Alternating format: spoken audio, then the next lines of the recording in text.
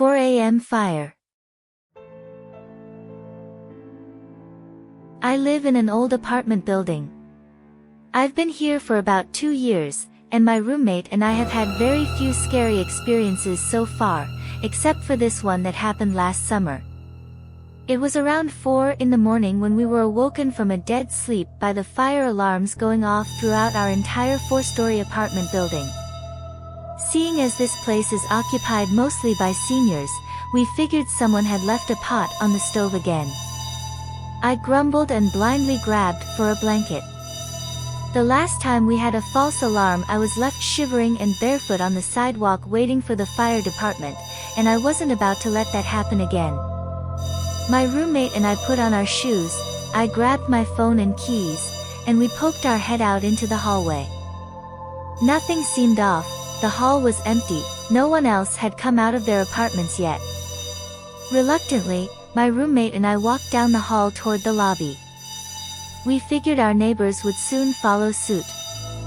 It was only when we went through the lobby and out the front door that we realized something was actually wrong.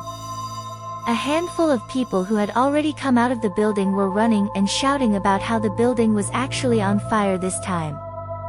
We followed them around to the side of the building as more and more people fled in their pajamas, and to our horror we saw an apartment on the top floor belching out flames. People were frantic, searching for water, a ladder, anything.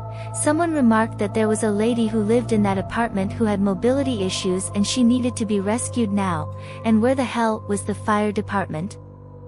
My roommate was quite disturbed by the whole scene, so we decided to go back to the front of the building, away from the fire.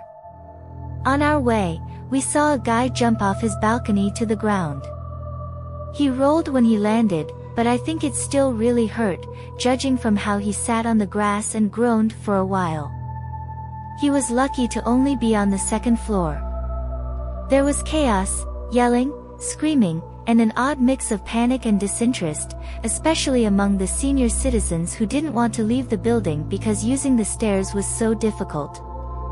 The fire department arrived much quicker than they ever had before, seeing as this was a real emergency, and it wasn't long before elderly ladies in nightgowns were being rescued via ladders and wheeled off to the hospital next door. At one point the man who lived below the apartment on fire had a screaming episode at one of the landlords, the one that looked like a walking skeleton with an oxygen tank and a scooter. By the time the fire department got everything under control, it was around 6 or 7 a.m. The sun was up and people were beginning their morning commute. The fire department had blocked off our whole street, which must have been a pain, and the entire population of my building sat on the curb in pajamas and blankets. Little kids, old people, broke college kids, the works. The community really pulled together that morning. The public bus service even gave us a couple buses to sit and warm up in instead of standing around on the chilly sidewalk. Paramedics handed out blankets and assessed injuries. The people in the surrounding houses were kind enough to bring us water and snacks. One lady brought a serving tray with mugs of tea from her own kitchen and offered it to anyone she could find. My mom came down to rescue my roommate and I, even though she lived an hour outside of town and hadn't even showered yet. She brought us breakfast and a change of clothes, as we didn't know when we'd be allowed back into the building. The most disturbing details of what had just taken place that morning came to us as we were waiting on the bus. Everyone was talking about the fire, of course, but one man had a particularly horrifying detail to add. He'd heard through the grapevine that the lady whose apartment caught fire never made it out of the building. Sadly, we suspected as much, with her mobility issues and all.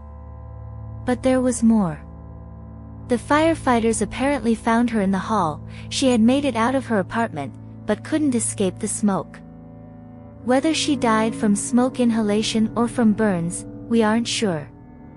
But one thing that man said that sticks with me is that someone said that as they stood outside and watched the flames, they heard the woman screaming, "Help me, I'm burning." I've always been afraid of burning to death, and the idea that my neighbor may have had such a horrifying end is deeply disturbing. I know the man who lived below her heard her screaming. He wouldn't stop talking about it. I think he ended up with a form of PTSD from this event, and I don't blame him. We were all brought to a community center where the fire department and emergency response volunteers helped bring some clarity to the situation and told us what to expect. Everyone was very kind and sympathetic to us. Whatever we needed, they provided for us. I think all of that is pretty standard procedure, but still, I was extremely thankful to the kindness of the volunteers, firefighters, paramedics, and Good Samaritans. It was pretty surreal to be in a situation like that. We had almost nothing on us. My roommate hadn't thought to grab her phone, so she had to borrow mine to let her family know she was okay. We had no money, no ID, none of the essentials, and we had no idea how long we would be homeless. I hadn't been so happy to have my mom with me in a long time. I felt like a scared little girl, even if I didn't show it. We were lucky. The fire happened on the opposite end of the building from us. Our unit was totally unaffected, and we were one of the few allowed back into our apartment that same day. The building stunk of smoke for weeks. Even though the fire took place on the 4th floor in a single apartment, the damage was extensive. Even on the ground floor, the walls were blackened with ash. When they attempted to start fixing up the building, they found asbestos in the walls. A few people were forced to move out of their apartments, and we're talking people who had lived there for around 30 years. I remember the night we were allowed back into our apartment. I wanted to box up my most important possessions and keep them in my car, as if I thought the building was going to catch fire again. My home didn't feel safe anymore, and it wouldn't for several weeks. It would take a long time for us to hear anything about what caused the fire. The last I heard, a space heater was to blame, but I don't know for sure. In the days that followed, the fire was featured on the front page of the local paper, and the family that lived just down the hall from us were featured in the picture. The article spelled out details that I had already heard. It labeled the guy that lived below the fire as a hero for attempting to save the lady upstairs. It was a valiant effort, but there was nothing he could have done without endangering himself. I feel sorry for him, and I often wonder if the guilt keeps him up at night. Sometimes I think about the lady who passed away in this building. I listen to a lot of ghost stories, so I wonder if her spirit haunts this place. Her sudden and horrifying death would be the sort of thing to make a ghost linger on Earth, wouldn't it? So many things left unfinished. Regardless, I hope she's at peace, and I hope that my neighbors have been able to find some semblance of peace as well. 4 months later, we've regained a sense of normalcy. Things are back to how they were before. If you ignore the orange tarps around the side of the exterior, the restoration vans that come and go every day, and the security guards stationed in the lobby. The damaged wing is still closed while they try and sort out the asbestos situation, but for those of us who live on the other end of the building, things are relatively normal.